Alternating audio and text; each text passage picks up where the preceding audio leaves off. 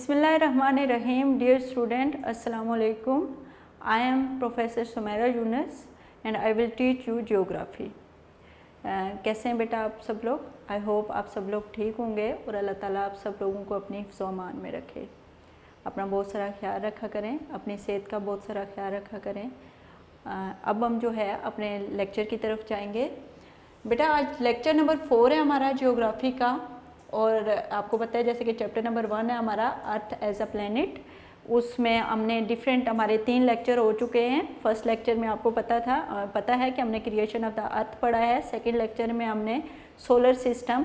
Third lecture में हमने shape and size of the अर्थ जो है वो डिटेल में डिस्कस किया था और उसमें साथ ही हमने मूवमेंट ऑफ द अर्थ का फर्स्ट पार्ट जो है वो हम डिस्कस कर चुके हैं, रोटेशन। आज हम जो डिस्कस करेंगे वो रेवोल्यूशन ऑफ द अर्थ करेंगे। तो थोड़ा सा उसके रोटेशन के हवाले से भी हम लाइट सी बात करेंगे, लेकिन हम इन डिटेल जो डिस्कस करेंगे वो हम रेवोल्यूशन ऑफ द अर्थ करेंगे। तो आज बेसिकली हमारा यही जो है रेवोल्यूशन है, इसी पे जो है हमारा कंप्लीट फोकस होगा। अच्छा, इसके अलावा मैंने आप लोगों को इससे रिलेटेड जो है लास्ट टाइम काम दिया था, जो आपके क्वेश्चंस रोटेशन ऑफ द अर्थ, जो आपका लॉन्ग क्वेश्चन नंबर 1 है। आप अगर अपने नोट्स में देखेंगे तो मैंने आपको दिया था। आई होप कि आप लोगों ने उसको अच्छी तरह से प्रिपेयर किया होगा। आज जो है हम लोग रेवोल्यूशन को पढ़ेंगे और फिर इस लेक्चर के बाद इसके हवाले से बात करेंगे। आए हम अपने लेक्चर की तरफ मूव करते हैं। Lecture 4 geography class 6। अब जो है हम अपने लेक्चर की तरफ जाएंगे। हमारा जो लेक्चर है वो chapter number 1 earth as a planet. उसमें हमने आपका जो लास्ट लेक्चर है उसमें मूवमेंट ऑफ द अर्थ हमने स्टार्ट कर दिया था। मूवमेंट ऑफ द अर्थ में हमने फर्स्ट टाइप जो है रोटेशन ऑफ द अर्थ जो है उसको हमने डिस्कस कर लिया था। आज जो है हम रेवोल्यूशन ऑफ द अर्थ करेंगे। आपको पता है कि रोटेशन और रेवोल्यूशन में मेन डिफरेंस जो है वो ये है कि जो डे एंड नाइट फॉर्मेशन है वो किसकी वजह से होती है, वो ड्यू टू रोटेशन होती है। रोटेशन क्या होता है कि the movement of the earth around its axis, जो अर्थ की मूवमेंट अपने एक्सिस के गिर्द होती है वेस्ट टू ईस्ट, वो आपकी क्या कहलाती है, वो आपकी रोटेशन ऑफ द अर्थ होती है। और आपकी डे और नाइट फॉर्मेशन जो होती है वो रोटेशन ऑफ द अर्थ की वजह से होती है। अब जो रेवोल्यूशन ऑफ अर्थ का जो मेन कैरेक्टरिस्टिक है, आपकी जो सीजन फॉर्मेशन होती है वो रेवोल्यूशन ऑफ द अर्थ की होती है। डे एंड नाइट फॉर्मेशन किसकी वजह से होती है, रोटेशन। अर्थ की 2 टाइप की मूवमेंट्स होती हैं, one is rotation, second is revolution. Day and night formation due to rotation, season formation due to revolution. अब रोटेशन और रेवोल्यूशन की डेफिनेशन में क्या फ़र्क है कि रोटेशन में जो अर्थ है वो अपने एक्सिस के अराउंड जो है वो रिवॉल्व कर रही होती है, और मतलब अपना एक्सिस के गिर्द जो है वो चक्कर लगा रही होती है। जबकि रेवोल्यूशन ऑफ द अर्थ में क्या होता है कि the movement of earth in its orbit around the sun is called revolution. In its orbit, in the movement of the earth के अर्थ मूव करती है इन इट ऑर्बिट, जो एक उसका स्पेसिफिक ऑर्बिट होता है सन के गिर्द, अराउंड द सन के गिर्द इज कॉल्ड रेवोल्यूशन। सन के गिर्द अपने स्पेसिफिक ऑर्बिट में जो अर्थ अपना चक्कर कंप्लीट करती है उसको हम क्या कहते हैं, रेवोल्यूशन ऑफ द अर्थ कहते हैं। ये देखें जैसे कि आपका सन है और ये आपकी अर्थ जो है ये उसके गिर्द जो है वो अपना चक्कर कंप्लीट करती है। फॉर एग्जांपल आपकी अर्थ हमेशा जो रिवॉल्व करती है वो एंटी क्लॉकवाइज रिवॉल्व करती है। मतलब यहाँ से एंटी क्लॉकवाइज ये होता है right to left, anti clockwise ये होता है लेफ्ट टू राइट। तो ये जो आपकी रेवोल्यूशन ऑफ द अर्थ होती है ये हमेशा आपकी अर्थ की जो मूवमेंट स्टार्ट होती है वो एंटी क्लॉकवाइज होती है। ठीक है, फॉर एग्जांपल यहाँ से अर्थ ने मूव करना शुरू किया तो यहाँ पे आके वो अपना क्या करती है, चक्कर अपना पूरा कंप्लीट करती है। ठीक है, तो the revolution of the earth is anti clockwise. पहले तो क्या हम कहेंगे कि जो सन के गिर्द चक्कर लगाती है रेवोल्यूशन कहलाता है। अब इसकी कैरेक्टरिस्टिक में पहली कैरेक्टरिस्टिक है कि the revolution is anti clockwise, कि रेवोल्यूशन जो होती है वो हमेशा एंटी क्लॉकवाइज होती है। ठीक है, और इसके बाद है the speed of revolution is 1,07,000, ठीक है, किलोमीटर पर आवर। 1 घंटे में तकरीबन इसकी स्पीड कितनी होती है, 1,07,000 जो है इसकी स्पीड होती है, स्पीड ऑफ द रेवोल्यूशन। और इसके बाद आपकी one complete revolution take 365 days and 6 year. अब जो ये फॉर एग्जांपल यहाँ से इसने मूव करना शुरू किया था, यहाँ से ये मूव किया इसने एंटी क्लॉकवाइज, यहाँ मूव करते करते ये पूरा इसने चक्कर कंप्लीट किया और यहाँ पे इसका चक्कर आके दोबारा से यहाँ से मूव किया, तो अब यहाँ पे इसका पूरा चक्कर हुआ, ठीक है। तो ये जो पूरा चक्कर इसने कंप्लीट किया है ये ऑलमोस्ट इसने 365 डेज एंड 6 आवर्स में किया है, ठीक है। कितना टाइम पूरा हुआ इसके 365। अर्थ सन के गिर्द अपना एक चक्कर कंप्लीट करने में कितने दिन लगाती है 365 डेज एंड 6 आवर्स। इधर इसी पॉइंट पे मैं एक आपको बात बताऊं, एक हम आप लास्ट इससे पहले आया था लीप ईयर, लेकिन मैंने आपको उस टाइम डिस्कस नहीं किया था। मैंने उसी टाइम सोचा था कि जब मैं रेवोल्यूशन ऑफ द अर्थ आपको बताऊंगी तो तब मैं आपको लीप ईयर के बारे में बताऊंगी। अब बेटा लीप ईयर क्या है, ये 6 आवर्स जो हैं इनको हम लोग मोस्टली बोलते हैं कि भाई अर्थ की जो रेवोल्यूशन होती है वो कितने टाइम पीरियड में कंप्लीट होती है, तो हम 365 डेज, हम 6 आवर्स को जो है वो इग्नोर करते रहते हैं। लेकिन यही 6 आवर्स जो हैं वो 4 ईयर्स 24 आवर्स बन के एक दिन जो है वो बनाते हैं। तो जो हमारा 4 ईयर्स के बाद फेब का मंथ होता है वो 29, वैसे फेब का मंथ कितने दिन का होता है 28 डेज का होता है, लेकिन 4 ईयर्स के बाद वो मतलब वो जो 4 ईयर्स के बाद 29 डेज का होता है। तो उस जो जिस मंथ में हमारा फेब का मंथ जो होता है, जिस ईयर में हमारा फेब का मंथ जो होता है वो 29 डेज का हो, उसको हम क्या बोलते हैं, लीप ईयर बोलते हैं। तो ये लीप ईयर के बारे में आपको समझ आ गई होगी कि लीप ईयर कौन सा होता है, कि जिसमें आपके 366 डेज होते हैं।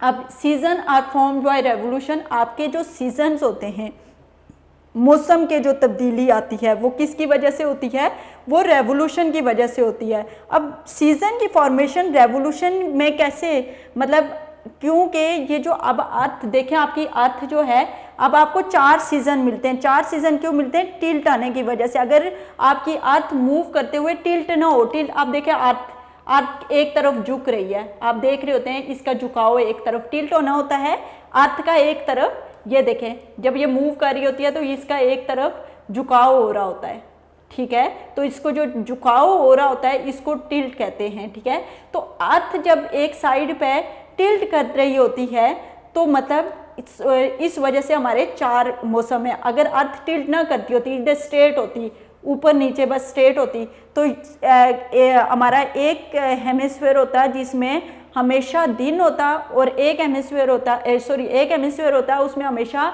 ठंड रहती और एक हेमिस्फीयर होता उसमें हमेशा गर्मी रहती। तो इस तरह से मौसमों में तब्दीली ना आती, 4 मौसम ना होते, या ठंड होती या गर्मी होती। उसकी में हमें 4 मौसम जो है स्प्रिंग, ऑटम और समर, विंटर, ये 4 सीज़न हमें इस वजह से मिले हुए हैं कि due to the tilt of earth, जब अर्थ अपने मूव करते हुए टिल्ट करती है, झुकाव होता है उसका एक तरफ, तो वो अब फॉर एग्जांपल ये देखें मार्च, इधर आप लोग आ जाएं तो ये देखें अब ये आपका जो ऊपर वाला हेमिस्फीयर है, ये आपका मैंने आपको बताया कि अर्थ के 2 हेमिस्फीयर होते हैं। ऊपर वाला हेमिस्फीयर जो होता है उसको हम नॉर्दर्न हेमिस्फीयर कहते हैं। जो लोअर हेमिस्फीयर होता है इक्वेटर के ऊपर साइड पे, ये दरमियान में जो लाइन होती है इक्वेटर की होती है। इक्वेटर का जो ऊपर वाली साइड होती है वो नॉर्दर्न हेमिस्फीयर होता है, इक्वेटर की जो लोअर साइड होती है वो साउथर्न हेमिस्फीयर होता है। जो नॉर्दर्न हेमिस्फीयर होता है उसका जब झुकाव सन की तरफ होता है, नॉर्दर्न हेमिस्फीयर का झुकाव जब सन की तरफ होता है तो नॉर्दर्न हेमिस्फीयर में गर्मी और समर सीजन होता है, और साउथर्न हेमिस्फीयर उस टाइम क्या होता है, सन से दूर हो जाता है। देखें अब ये नॉर्दर्न हेमिस्फीयर का झुकाव जो है वो सन की तरफ है, तो साउथर्न हेमिस्फीयर को देखो वो सन से दूर हो रहा है। तो जब साउथर्न हेमिस्फीयर सन से दूर होगा तो साउथर्न हेमिस्फीयर में क्या होगा, विंटर होगा, और नॉर्दर्न हेमिस्फीयर में क्या होगा, समर होगा। और ये टाइम होता है जब आपका डे जो है 21 जून जो होता है, और इसमें डे जो होता है आपका बड़ा होता है, और उस टाइम जो आपका साउथर्न हेमिस्फीयर होता है उसमें जो रात होती है वो बड़ी होती है। इस तरह से आप लोग इधर आते जाएं तो ये आपका जो है ये यहाँ पे आपका ऑटम सीजन है। इसमें ना तो ये इस टाइम जो आपका सन है उसकी तरफ कोई भी टिल्ट नहीं कर रहा, ना नॉर्दर्न हेमिस्फीयर टिल्ट कर रहा है ना साउथर्न हेमिस्फीयर टिल्ट कर रहा है।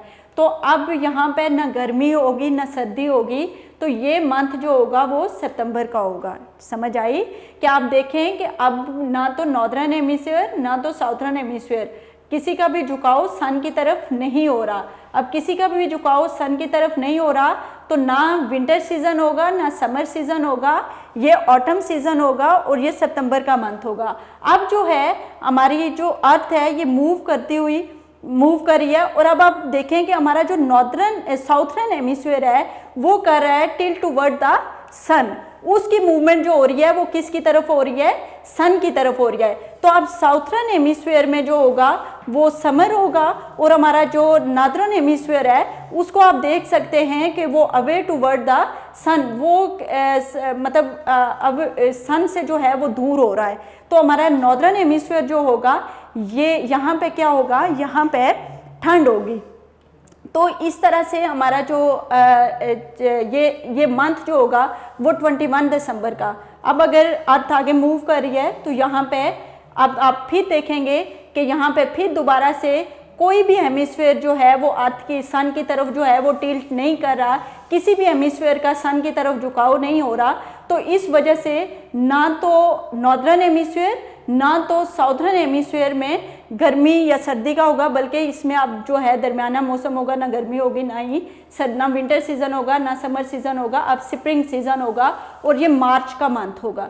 ठीक है, तो यहाँ से आपको अच्छी तरह से मैंने अब ये पूरा मैंने आपको बता दिया कि जब नॉर्दर्न हेमिस्फीयर सन की तरफ टिल्ट कर रहा है तो ये जून का मंथ है। तो जून के मंथ में जो है वो नॉर्दर्न हेमिस्फीयर में समर होता है और साउथर्न हेमिस्फीयर में विंटर होता है। इसी तरह से ये सितंबर का मंथ है, सितंबर के मंथ में सन की तरफ कोई भी हेमिस्फीयर टिल्ट नहीं हो रहा, तो ये ऑटम का मौसम होता है, ना गर्मी होती है इसमें ना सर्दी होती है। फिर दोबारा से इधर आते हैं, दिसंबर का मंथ है 21 दिसंबर, और इसमें जो हमारा हेमिस्फीयर है साउथर्न हेमिस्फीयर ये जो है सन की तरफ इसका झुकाव हो रहा है। तो ये सन की तरफ झुकाव होने की वजह से हमारा जो साउथर्न हेमिस्फीयर है वो 21 दिसंबर को यहाँ पे समर होगा। साउथर्न हेमिस्फीयर में 21 दिसंबर को विंटर होगा, समर होगा, और जो हमारा नॉर्दर्न हेमिस्फीयर है वहाँ पे वो सन से दूर हो रहा है तो वहाँ पे विंटर होगा। ठीक है, तो अब आप लोगों को आइडिया हो गया होगा कि हम कौन से हेमिस्फीयर में रहते हैं। 21 दिसंबर को हमारे जो रीजन है वहाँ पे क्या होती है, वहाँ पे सर्दी होती है। तो हमने कहा है कि नॉर्दर्न हेमिस्फीयर में 21 दिसंबर को सर्दी होती है। तो मीन क्या, हम कौन से हेमिस्फीयर में रहते हैं, नॉर्दर्न हेमिस्फीयर में रहते हैं। इधर भी जैसे जून में आपने इधर में जब आपको स्टार्ट बताया था तो मैंने कहा था कि जून में जो है वो इसका झुकाव सन की तरफ होता है। तो जून के मंथ में इन दिनों अर्थ जो है वो रिवॉल्व कर रही है और नॉर्दर्न हेमिस्फीयर जो है वो सन की तरफ, डेट्स वाई ये जो टाइम है ये इस टाइम जो है वो गर्मी का मौसम है नॉर्दर्न हेमिस्फीयर में, क्योंकि इस टाइम नॉर्दर्न हेमिस्फीयर जो है वो सन की तरफ उसका झुकाव हो रहा है और साउथर्न हेमिस्फीयर दूर है। तो जून के मंथ में नॉर्दर्न हेमिस्फीयर में गर्मी होती है और साउथर्न हेमिस्फीयर में क्या होती है, सर्दी होती है। तो इससे आपको आइडिया हो गया होगा कि हम कौन से हेमिस्फीयर में रहते हैं, तो हम नॉर्दर्न हेमिस्फीयर में रहते हैं। इसी तरह से मूव करते हुए आगे चले जाएंगे तो मार्च के मंथ में आप लोग देख सकते हो कि सन की तरफ कोई भी न नॉर्दर्न हेमिस्फीयर न साउथर्न हेमिस्फीयर कोई भी टिल्ट नहीं कर रहा। तो अब जो है इस वजह से यहाँ पे ना तो गर्मी होगी और ना ही सर्दी होगी। आगे वो एक और बात कर रहा है नंबर 5 पॉइंट में कि the orbit of the earth is Oval in shape, कि जो ऑर्बिट ऑफ द अर्थ है वो ओवल इन शेप कि वो कंप्लीट राउंड नहीं है। आप देखें इसका ये जो आपकी लाइन होती है ये इक्वेटर लाइन होती है, ये जो लाइन होती है आपकी प्राइम मेरिडियन होती है। अब ईस्ट टू वेस्ट ये जो इक्वेटर का डिस्टेंस है ये डिफरेंट है और जो आपका प्राइम मेरिडियन है उसका डिफरेंस है। मतलब ये अगर कंप्लीट इक्वल अर्थ जब मूव कर रही होती और उसका तमाम जगहों से एक जैसा डिस्टेंस होता तो फिर तो हम कह सकते थे कि the orbit of the earth is round in shape, लेकिन ऐसा नहीं है यहाँ से देखो, यहाँ से अर्थ की जो है वो डिस्टेंस डिफरेंट है, ज़्यादा है, और यहाँ से अर्थ का डिस्टेंस मूव करते हुए कम है। तो इसको हम कह सकते हैं कि earth, the orbit of the earth in oval in shape. अब नेक्स्ट जो है हमारा है कि सीज़न की, जो भी सीज़न में, ये पहले भी आपको डिटेल में डिस्कस कर चुकी हूँ, अब फिर दोबारा से मैं आपको डिस्कस करती हुई बता रही हूँ, दोबारा से बता देती हूँ। Season are form due to the tilt of earth axis. On June 21 the northern hemisphere is tilt toward the sun. ठीक है, वो कहता है कि जून 21 में जो आपका नॉर्दर्न हेमिस्फीयर है, ये देखें, ये आपका नॉर्दर्न हेमिस्फीयर है, ये साउथर्न हेमिस्फीयर, इधर नॉर्दर्न हेमिस्फीयर, ये नॉर्दर्न हेमिस्फीयर है। अब देखें ये जून 21 है और इसमें आपका जो नॉर्दर्न हेमिस्फीयर है ये सन की तरफ टिल्ट कर रहा है, सन की तरफ झुक रहा है। ठीक है, इट एज समर, तो यहाँ पे क्या होगी, गर्मी होगी। अब साउथर्न हेमिस्फीयर जो है, ये देखें, साउथर्न हेमिस्फीयर सन से दूर जा रहा है, तो साउथर्न हेमिस्फीयर सन से दूर आने की वजह से southern hemisphere is away from the sun, it as winter, तो डेट्स वाई यहाँ पे क्या होगा, विंटर होगा। अब दिसंबर 22, अब दिसंबर 22 में, ये दिसंबर 22 होगा, इसमें देखें हमारा साउथर्न हेमिस्फीयर जो है वो टिल्ट टुवर्ड द सन। अब जो हमारा साउथर्न हेमिस्फीयर में जो हमारा ये झुकाव है ज़मीन का, वो कुछ किसकी तरफ है, सन की तरफ। तो यहाँ पे साउथर्न हेमिस्फीयर में क्या होगा, यहाँ पे समर होगा, और जो आप देख रहे हैं कि हमारा नॉर्दर्न हेमिस्फीयर जो है वो सन से दूर जा रहा है, तो ये सन से दूर जाने की वजह से यहाँ पर नॉर्दर्न में दिसंबर में क्या होगी, ठंड होगी। ठीक है, इसी तरह से वो कह रहा है on December 22 the southern hemisphere is tilt toward the sun, it has summer, the northern hemisphere is away from the sun, it has winter. आगे वो कह रहा है कि ऑन मार्च 21, ये देखें मार्च 21, इसमें क्या है, एंड सितंबर 22, ये March 21 and this is September 22। इसमें क्या होता है कि no hemisphere is tilt toward the sun. अब यहाँ पे भी देखो, यहाँ पे भी देखो, अर्थ बिल्कुल स्ट्रेट है, अर्थ का नॉर्थ पोल और साउथ पोल बिल्कुल स्ट्रेट है। आप लोग देख सकते हैं कि मार्च 21 एंड सितंबर 22 में दोनों हेमिस्फीयर बिल्कुल सीधे हैं, जो नॉर्थ पोल और साउथ पोल जो है वो बिल्कुल सीधा है, कोई भी साइड जो है वो झुक नहीं रही, किसी में टिल्ट नहीं है। तो टिल्ट ना आने की वजह से जो मौसम है वो ना तो गर्मी होती है मार्च और सितंबर के मंथ में, आप लोग खुद भी ये चीज़ नोट करते होंगे कि मार्च और सितंबर के मंथ में ना तो ज़्यादा गर्मी होती है और ना ही neither too hot not too cold in both hemisphere, ये दोनों हेमिस्फीयर जो होते हैं इनमें ना तो ज़्यादा गर्मी होती है ना ज़्यादा सर्दी होती है। एक दफ़ा फिर बताती जाऊँ, हेमिस्फीयर कहते हैं अर्थ को अगर इक्वेटर, मतलब for example this is a earth, और अर्थ को अगर मैं इक्वेटर की साइड से दो हिस्सों में डिवाइड कर दूंगी तो वो अर्थ के दो हेमिस्फीयर बन जाते हैं। ऊपर वाले पार्ट को एक हेमिस्फीयर नॉर्दर्न हेमिस्फीयर कहते हैं और नीचे वाले पार्ट को साउथर्न हेमिस्फीयर कहते हैं। तो इस तरह से मैंने आप लोगों को सारी चीज़ें जो हैं वो बता दी हैं कि रेवोल्यूशन में क्या होता है। रेवोल्यूशन में यही होता है कि the movement of the earth in its orbit around the sun is called revolution. दोबारा से स्टार्ट कर लेते हैं कि मूवमेंट ऑफ द अर्थ दो तरह की, बेटा कितनी होती है मूवमेंट ऑफ द अर्थ, दो टाइप्स होती है। मूवमेंट ऑफ द अर्थ की कितनी टाइप्स होती हैं, टू टाइप्स होती हैं। कौन सी, one is rotation and second one is revolution. One is rotation and second one is revolution. Rotation क्या होता है, rotation of the earth, the movement of earth around its axis. Earth अपने ही axis के गिर्द जब चक्कर लगाती है तो वो क्या कहती होता है, रोटेशन। अर्थ अपने ही एक्सिस के गिर्द जब चक्कर लगाती है तो the movement of the earth around its axis, तो वो रोटेशन होता है। और रेवोल्यूशन क्या होता है, the movement of earth in its orbit around the sun. और जब वो सन के गिर्द चक्कर लगाती है तो वो क्या कहलाता है, रेवोल्यूशन होता है। रोटेशन से क्या होता है, रोटेशन से formation of day and night, और रेवोल्यूशन से क्या होता है, रेवोल्यूशन से फॉर्मेशन ऑफ सीजन होते हैं। तो ये मैंने आपको बताया रोटेशन कितने टाइम में कंप्लीट होती है, 24 आवर्स में। रोटेशन कितने टाइम पे कंप्लीट होती है, 24 आवर्स में, जबकि रेवोल्यूशन अपना सन के गिर्द, अर्थ अपना सन के गिर्द चक्कर जो है वो कंप्लीट करती है वो 365 डेज एंड 6 आवर्स में जो है वो अपना चक्कर जो है वो कंप्लीट करती है। तो ये हमारा आज का लेक्चर था।